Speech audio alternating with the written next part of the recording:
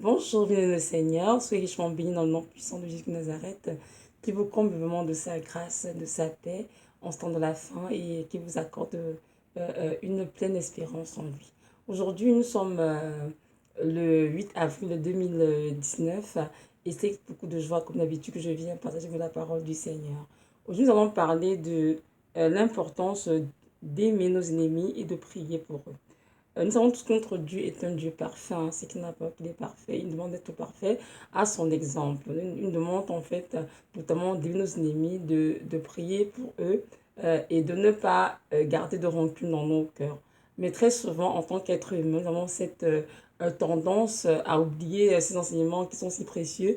Nous voulons toujours nous venger ou bien rendre le mal par le mal ou bien, comment dirais-je, poser un acte en fait pour prouver à la personne qui nous a fait du tort qu'on n'est pas content en fait. Donc voilà, mais notre Dieu nous demande vraiment de ne pas agir de la sorte, mais de vraiment surmonter le mal par le bien et de rendre le mal tout par le bien, toujours et toujours, et ce jusqu'à ce qu'il quitte dans cette terre, parce que lui il est un Dieu bon, il est un Dieu juste et nous devons marcher vraiment à sa suite et être ses imitateurs, comme c'est écrit dans Ephésiens 5, verset 1, sur les imitateurs de Christ. Donc aujourd'hui, mon titre est intitulé pourquoi devons-nous aimer et prier pour nos ennemis? C'est une question que j'ai longtemps même posée au Seigneur, évidemment, c'est sûr, parce que lorsqu'on lit la parole, oui, ça l'est facile, hein, oui, on va faire ce que le Seigneur demande, mais lorsque nous sommes dans des situations pratiques réelles, on se rend compte que ces versets sont difficiles, hein, vraiment, à les mettre en pratique. Il n'y a que le Saint-Esprit qui nous aide véritablement à vivre cela comme Dieu le désire. Donc voilà, et évidemment, ce qu'on parle d'ennemis, évidemment, il y a nos ennemis qui sont invisibles, c'est-à-dire des démons, des entités spirituelles, des forces démoniaques, et il y a aussi des ennemis visibles, c'est-à-dire des personnes comme toi et moi. Ça pourrait être les membres de nos familles, ça pourrait être des amis, des collègues, des frères et des sœurs en Christ, même pourquoi pas, oui, des frères et des sœurs en Christ, qui, pour diverses raisons, ont ouvert des portes dans leur vie, et l'ennemi les utilise comme instrument pour persécuter leurs frères et sœurs. Oui, ça pourrait bien être cela aussi. Donc, Dieu nous demande de prier pour nous, pour les démons, non loin de là, mais pour des personnes qui ont l'apparence humaine, mais qui sont en réalité des démons, non. Dieu nous demande de prier pour des personnes humaines comme toi et moi, parce que Dieu désire aussi leur bien. Donc, c'est ça. On lit dans la parole, hein, directement de Matthieu 5, verset 43-48, ce que le Seigneur dit là-dessus. Donc, ça dit ceci. Matthieu 5, 43-48. Vous avez appris qu'il a été dit, tu aimeras ton prochain et tu haïras ton ennemi. Mais moi, je vous dis, aimez vos ennemis, bénissez ceux qui vous maudissent, faites du bien à ceux qui vous haïssent et priez pour ceux qui vous maltraitent et qui vous persécutent, afin que vous soyez fils de votre Père qui est dans les cieux, car il fait lever son soleil sur les méchants et sur les bons. Il fait pleuvoir sur les justes et les injustes. Si vous aimez vous ceux qui vous aiment, quelle récompense méritez-vous? Les publicains aussi n'agissent-ils pas de même? Et si vous savez seulement vos frères, que faites-vous d'extraordinaire? Les païens aussi n'agissent-ils pas de même? Soyez donc parfaits, comme votre Père céleste est parfait.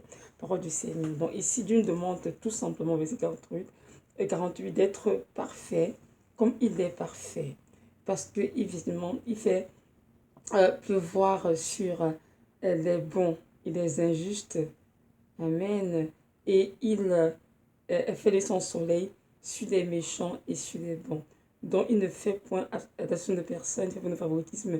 Notre Dieu aime tous les êtres humains qu'il a créés à son image. Et son souhait, c'est que tous vraiment soient sauvés et parviennent à la connaissance de la vérité, qui est que Jésus-Christ est Dieu, qu'il est le Seigneur tout puissant qui a donné sa vie à Golgotha pour chaque être humain. Donc voilà. Donc, pour les conduire à cet endroit, c'est important que nous qui sommes dans la lumière, c'est-à-dire des chrétiens, que nous puissions vraiment marcher de manière différente des païens. Le païen va te dire, moi j'aime mon prochain parce qu'il m'aime. Si tu me hais, je vais t'haïr. Mais le chrétien va dire, je vais aimer mon prochain, je vais aussi aimer celui qui me déteste, qui me fait de la peine. Même si cette personne me fait de la peine, je vais l'aimer. Pourquoi? Parce que j'aime Jésus-Christ. Je vais être fils de mon Père qui est dans les cieux. Je vais être parfait comme lui, il est parfait. Donc c'est ça. Donc, nous devons comprendre que notre Dieu, lorsqu'il nous demande de nos ennemis, ce n'est pas pour nous faire du tort, hein.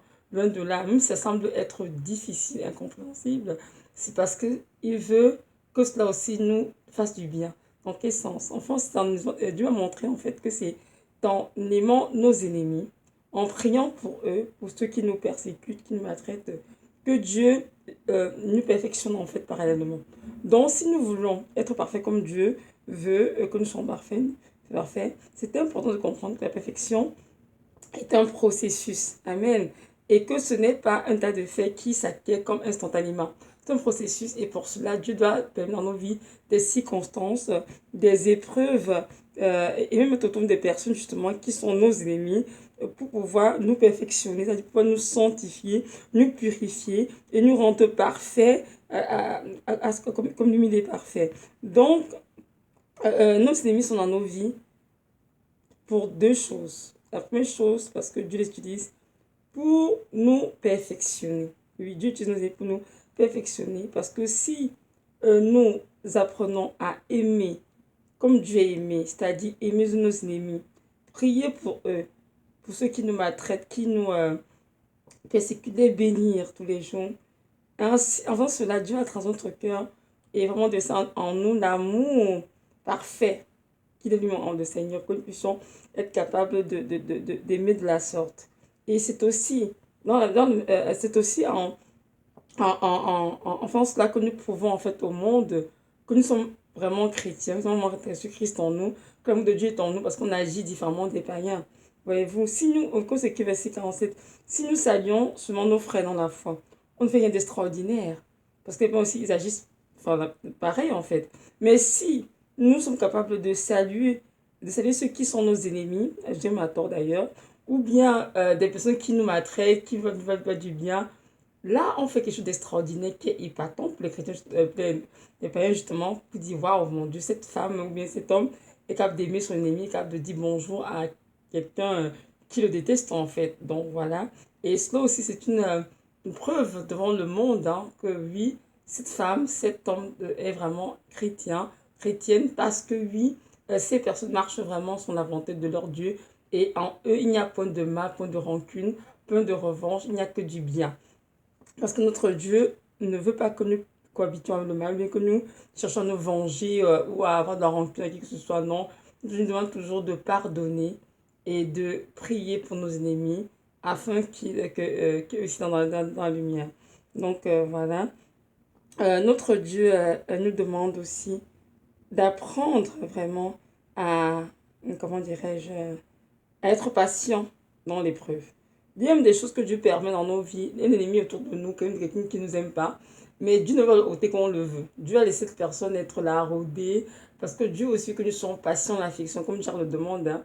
Dans Jacques 1, c'est écrit, pas Jacques 1, Jacques 1, chapitre, c'est ça, oui.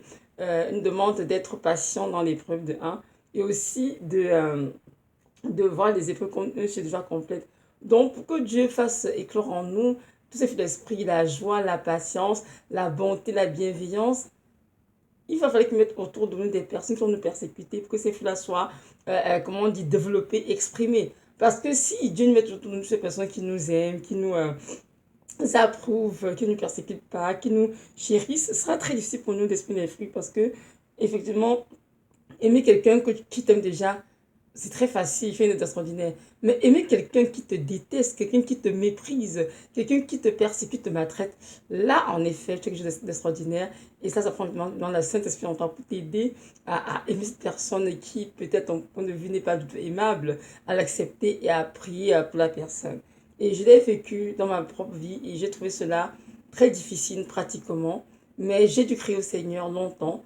Et dans sa grâce, il m'a vraiment donné de voir les choses comme il les voit de son trône. Mais ce que ces versets nous donnent de comprendre que ces versets sont très très importants pour lui, que je vive cela, c'est-à-dire d'être capable d'aimer quelqu'un qui me persécute, de faire du bien et non du mal, et de vraiment prier pour la personne afin qu'elle soit éclairée. Donc voilà, donc sur notre question, c'était quoi? C'était pourquoi devons-nous aimer et prier pour nos ennemis? Donc nous devons aimer pour nos ennemis parce que notre Dieu utilise nos ennemis en fait pour nous perfectionner, pour nous donner de développer les fruits d'esprit, l'amour, la joie, la paix, la patience, la bienveillance, la patience, etc. Et ainsi, il nous rend donc parfait comme il est parfait dans l'amour, c'est-à-dire aimer comme il est aimé, sans distinction. Juste aimer et ne rien attendre en retour. Donc c'est ça. Donc, le deuxième point, je dirais, pourquoi est-ce que Dieu voudrait que nous aimions nos ennemis, que nous prions pour eux? Parce que notre Dieu désire aussi, hein, que tous soient sauvés et que tous parviennent à la connaissance de la vérité. Notre Dieu est un Père, hein, comme tout à l'heure, c'est un Père qui aime, c'est un Père qui est extrêmement patient parce que sa volonté, c'est pas que le méchant meure, sa volonté, c'est que le méchant puisse le connaître en fin de compte et qu'il détourne de ses mauvaises voies, donne sa vie à Christ. Donc, un temps aussi pour ce méchant en l'aimant et en lui montrant vraiment l'amour de Dieu, un amour vrai, authentique, cela peut transmettre son cœur. Donc, on lit ensemble dans quoi? Dans Ézéchiel 33, ce que ça dit là-dessus, c'est un beau texte. Ézéchiel 33, Dieu dit verset 11. Verset 11, ça dit ceci. Dis-leur, je suis vivant, dit le Seigneur, l'Éternel. Ce que je désire, ce n'est pas que le méchant meure, c'est qu'il change de conduite et qu'il vive. Revenez, revenez de votre mauvaise voie. Et pourquoi mourriez-vous, maison d'Israël? Donc aussi que notre Dieu désire que le méchant vive et non qu'il meure. Donc s'il se repent de ses mauvaises voies, s'il change de conduite et qu'il n'a Dieu, qu'il lui ouvre son cœur, c'est beaucoup de joie que Dieu l'a accueilli. Parce que tel l'amour de Dieu à son égard, c'est qu'il vive et non qu'il meure. C'est ce que verset, je dirais, 14 a dit ceci. Lorsque je dis au méchant, jusqu'à 33 toujours, lorsque Dieu est méchant, tu mourras. S'il revient de son péché, il pratique la droiture et la justice. S'il rend le gage, s'il restitue ce qu'il a ravi, s'il suit les préceptes qui donnent la vie, sans commettre l'iniquité, il vivra et il ne mourra pas. Amen. Tous les péchés qu'il a commis seront oubliés. S'il pratique la droiture et la justice, il vivra. Les enfants de ton peuple disent, la voie du Seigneur n'est pas droite. C'est la voie qui n'est pas droite. Le juste se détourne de sa justice et commet l'iniquité et mourra à cause de cela. Si le méchant revient de sa méchanceté, pratique la droiture et la justice, il vivra à cause de cela. Parole du Seigneur. Donc nous voyons bien que Dieu ici met en relief le méchant qui pratique la méchanceté, mais que s'il arrête de commettre l'iniquité, il se repent sincèrement, il se détourne de son iniquité, il vivra. Mais si le juste aussi, qui pratique les bonnes choses en ce moment, arrête de pratiquer les bonnes choses, mais commence à commettre l'iniquité, à faire des choses mauvaises, en fait, le juste, pardon, s'il ne se repent pas, il mourra certainement. Donc comprenons bien que la vie chrétienne est une marche. Nous marchons tous vers où? Le royaume éternel, le paradis. Et en cours de marche, beaucoup de choses se produisent dans une vie. Il y a des personnes qui étaient très très très méchantes durant toute leur vie, mais qui à des minutes vont se repentir, pardon, au Seigneur, et oups, ils vont se retrouver au ciel. Il y a aussi des personnes qui ont aimé le Seigneur, qui ont pratiqué dans la justice, qui étaient trop le Seigneur. Au moment de leur vie, ont commencé à virer de côté, à faire du mal, et s'ils ne se repentent pas aussi, ils vont finir leur vie loin du Seigneur. Donc c'est important de comprendre que notre Dieu nous appelle tous, en tant qu'enfants de Dieu, à pratiquer ce qui est bien, à faire sa volonté, et vraiment d'avoir horreur du mal, tout simplement, et de ne pratiquer que le bien envers tous. Et même le Somme 37 dit cela, hein, n'utilise pas contre les gens pour faire du mal. C'est important de ne pas faire du mal à qui que ce soit, mais de toujours choisir de faire du bien, de bénir, non de maudire, de supporter, de pardonner et de se Seigneur faire son œuvre dans la vie de la personne. Parce qu'on peut avoir des ennemis, en fait, nous savons que Dieu peut utiliser, comme je disais tout à l'heure, n'importe qui. Il peut avoir des ennemis de nos vies, dans nos vies qui sont vraiment dans notre quotidien aussi. Et on n'a pas le choix que d'être supporter, en effet, de prier pour eux et d'être patient, de ce Seigneur les toucher au moment opportun. Non, on ne peut pas se mettre d'être méchant envers ces personnes ou bien de poser des actes désagréables. Non, ce serait vraiment mal faire et le Seigneur a horreur de cela. Donc voilà, donc ça les deux points donc, que je vais souligner. Notre Dieu met nos ennemis autour de nous pour nous aider, petit 1, à atteindre la perfection, être parfois nul et parfait, petit 2, il veut que nous prions pour ces personnes afin que la lumière de Dieu entre dans leur cœur à nouveau, afin qu'ils se rendent de leur mauvaise voie et qu'ils changent de conduite pour vivre comme de désir le Seigneur. Là, je prends un petit exemple maintenant concernant l'homme de la Bible que nous connaissons tous au roi David, qui évidemment a marché avec le Seigneur. Sont d'abord que David est l'homme sur le cœur de Dieu. Et c'est sûr que c'est un titre, je dirais, vraiment glorieux, oui, pour David. Lorsqu'on regarde la vie de David, de près, on peut se rendre compte dans les Écritures. David était vraiment un homme qui avait le cœur de Dieu et était vraiment très proche du Seigneur. Il était très, très persécuté même avant d'être roi, et même pendant sa royauté, mais tout de même, il était un homme qui a toujours cherché le Seigneur, qui s'est toujours appuyé sur le Seigneur. Il s'agit en fait de l'histoire de David et de Saül. Donc, surtout que Saül était le roi sur Israël. Mais Saül a désobéi au Seigneur et à cause de cela, un esprit maléfique venait le tourmenter. Et on dit bien que David était celui qui jouait la harpe pour Saül afin que l'esprit mauvais le tourmenter. Donc David était un jeune garçon rempli d'amour. Il était au moins pour être roi, mais il n'était pas encore roi d'Israël parce que Saül vivait encore, hein, Saül était encore vivant. Mais au fil des temps, lorsque David est allé en guerre, il a vaincu Goliath, il aussi allé en guerre contre les Philistins. Il a eu beaucoup de victoires dans les batailles. Et donc, les femmes d'Israël ont commencé à dire David a tué 1000, Saül a tué 10. En tout cas, pour comparer, évidemment, dans ces choses, on voit dans le cœur de Saül, on voit dans son cœur la jalousie et beaucoup d'autres choses. Et à cause de cela, Saül a commencé à détester David au point d'en vouloir sa vie. Mais lorsque nous lisons les Écritures, ces textes sont très longs, je vais les parcourir ici. Je vais te donner un exemple pour que nous comprenions bien pourquoi c'est important de nos ennemis. Lorsque nous lisons les textes dans, je dirais, dans 1 Samuel 24, chapitre 24, dans 2 Samuel aussi, oui, les textes sont très très longs, on se rend bien compte que oui, David était très persécuté par Saül. Et le Seigneur dit qu'il avait déjà comment on dit, David peut être roi parce qu'il avait rejeté Saül. Il n'a pas laissé, comment dirais-je, que David puisse s'enorgueillir de dire, en fait, de dire, par exemple, oh non, mais c'est moi qui suis le futur roi, le roi d'Israël, qui est testé par Dieu. Qu'est-ce que tu me fais, Saül? Non. Mais David s'est vraiment humilié. Je pense que Dieu a utilisé vraiment Saül pour humilier David énormément parce que Dieu savait très bien que David avait besoin de soumission pour être un bon roi sur Israël. Et on voit bien durant l'histoire que Saül persécutait énormément David. Mais David a appris dans ce temps vraiment à s'appuyer totalement sur le Seigneur, à avoir recours à son secours, à développer une intimité profonde avec le Seigneur. Il a aussi appris à aimer comme Dieu a aimé. Amen. Oh oui, c'est très très bon de souligner cela. Donc, vu, comment dirais-je, David, qui a eu une occasion vraiment comment dire, qui a une occasion de tuer Saül, mais il a dit que non, il ne va pas toucher à l'homme de l'Éternel parce qu'il ne va pas rendre ses mains impures. Il ne veut pas commettre de mal envers l'homme de l'Éternel. Pour montrer à quel point il était un homme vraiment juste, le roi David. Il avait un bon cœur, il était vraiment un homme qui devait faire monter de Dieu. Et même lorsque Saül est décédé, hein, ah oui, quand Saül est décédé, ainsi que son fils Jonathan, on dit David a pleuré. Il a déchiré tous ses vêtements. Ensuite, il a même organisé ses funérailles. Il a fait même un chant funèbre pour les funérailles de Saül, de son fils. Juste pour montrer à quel point David s'était humilié. Il était humble, il était vraiment parfait. Il l'aimait comme Dieu aimait.